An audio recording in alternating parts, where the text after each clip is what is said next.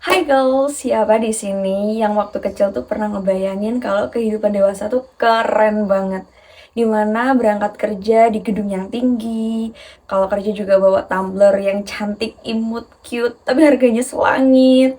Terus habis itu tiap bulan pergi jalan-jalan, punya pacar yang ganteng, mukanya glowing without any acne. Intinya waktu kecil tuh ngebayangin kalau kehidupan dewasa itu kayak kehidupan yang ada di drakor. Well, sekarang nih kita back to reality ketika kita sudah menginjak dewasa. Apa yang kamu rasakan?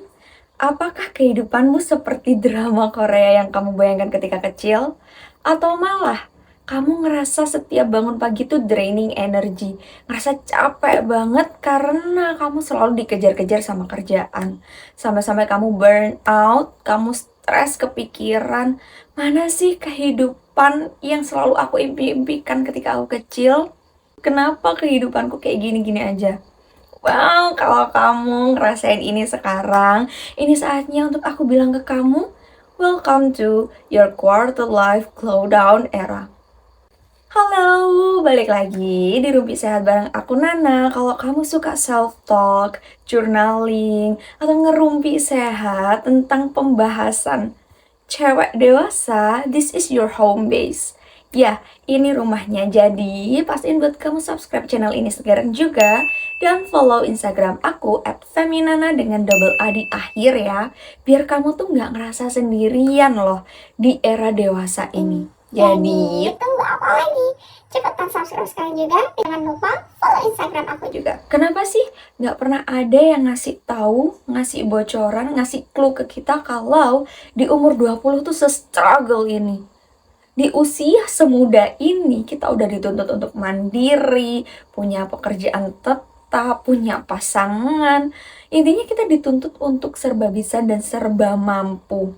Padahal kita sendiri aja baru membuka pintu kehidupan yang sebenarnya. Tapi tekanan dan tuntutan itu terasa amat sangat melelahkan. Well, tuntutan itu berasal dari ekspektasi kita sendiri. Kita terlalu berekspektasi tinggi ketika kita kecil. Jadi, sekarang kita tuh merasa bahwasanya kehidupan kita tuh gagal, kehidupan kita tuh lambat, kehidupan kita tuh jelek karena kita nggak bisa memenuhi ekspektasi kita itu di usia 20 tahunan ini. Aku kasih tahu kamu ya, glow down era ini bukan suatu kegagalan, bukan suatu kelambatan atau kehidupan yang jelek. Kalau kamu perhatiin, setiap gadget, apapun itu, entah itu HP, tablet, PC, apapun itu yang berupa gadget, setiap mereka mau upgrade sistem, apa yang terjadi? Mereka melakukan rebooting system. Nah, glow down era ini sama kayak rebooting system. Glow down era ini tuh adalah rebooting sistem kehidupan. Kalau di gadget, waktu reboot itu apa yang terjadi? Ketika nge-reboot itu, mereka tuh mempersiapkan sistem mereka biar bisa compact dengan sistem baru yang lebih canggih. Di kehidupan ini juga sama. Di glow down era ini, waktunya kamu untuk bebersih, untuk menyusun ulang kehidupan kamu, biar kehidupan kamu ke depannya tuh makin canggih, makin bisa digunakan sesuai apa yang kamu inginkan. Kamu bisa menciptakan sukses ala kamu sendiri. Pertanyaannya, gimana sih caranya jadiin glow down era ini sebagai rebooting sistem kehidupan? Well, aku kasih tahu kamu tips untuk menjadikan glow down era ini jadi rebooting sistem kehidupan. Kalau kamu sadar, di rebooting sistem gadget, apa sih yang di-upgrade? Yang di-upgrade adalah sistemnya. Kita sebagai manusia, pusat sistem kita ada di mana? Ada di otak. Jadi, kalau kamu mau merubah glow down era kamu jadi rebooting system, kamu harus melatih otak kamu terlebih dahulu. Otak kita menyerap banyak banget informasi, entah itu informasi toksik, entah itu informasi yang healthy. Otak kita tuh nggak menyaring itu semua. Kita yang harus menyaring itu semua, yaitu dengan cara blocking system. Blocking system itu apa? Ketika kamu lagi scrolling sosial media, let's say Instagram, kamu lagi scrolling, terus tiba-tiba kamu nemu satu influencer, satu konten yang ngebuat kamu jadi mikir kayak gini? Dia masih muda tapi udah bisa jalan-jalan ke Paris. Sedangkan aku gini-gini aja. Kenapa sih hidupku gini-gini aja? Oke, di kata sedangkan, kamu langsung pencet fitur blok ke influencer itu. Intinya kamu blocking semua influencer atau konten-konten yang ngebuat kamu ngerasa rendah, ngerasa gagal, dan enggak sukses. Kalau kamu bisa memilih makanan yang sehat untuk tubuhmu, harusnya kamu bisa dong memilih konten yang sehat untuk otakmu.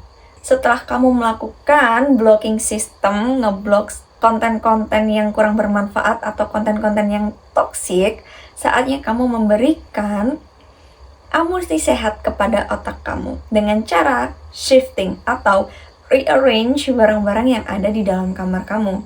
Contohnya semisal biasanya aku menaruh buku sebelum tidur itu ada di sebelah kanan. Itu aku pindahin bukunya itu jadi di sebelah kanan.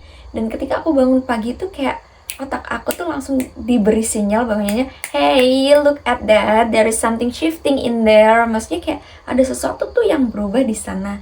Meskipun kamu hanya membaca buku, meskipun kamu hanya melakukan hal yang sederhana, tapi ada perubahan loh. Yang biasanya di kiri sekarang ada di kanan. Hal ini yang ngirimin sinyal ke otak kamu bahwasannya meskipun perlahan itu selalu ada perubahan. Jadi otak kamu tuh nggak mikir kalau kamu stuck. Dan ini bagus untuk nge-reframe otak kamu bahwasannya kamu tuh nggak gagal. Tapi kamu tuh lagi mencari definisi sukses ala kamu dengan perlahan tapi pasti ada perubahan. Sukses itu bukan tentang jabatan, bukan tentang angka yang ada di rekening kamu, bukan tentang jumlah likes yang ada di postingan kamu, tapi tentang kamu yang still alive dan masih mencoba untuk melakukan sesuatu hal padahal kamu tuh udah capek banget. Slow down itu bukan akhir dari sebuah cerita, tapi permulaan dari cerita baru. Dan hidup kita tuh nggak perlu validasi dari orang lain. Hidup kita itu kita yang menjalani, kita yang menentukan kesuksesan kita walaupun jalannya tuh lebih lama. So, loving you for a long time and see you in the next herbal tea. By the way, don't forget to drink your herbal tea. Bye!